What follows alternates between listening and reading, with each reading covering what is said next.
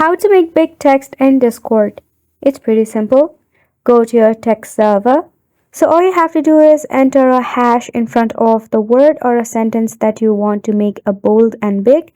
For an example, here I've written hash, space, and hi.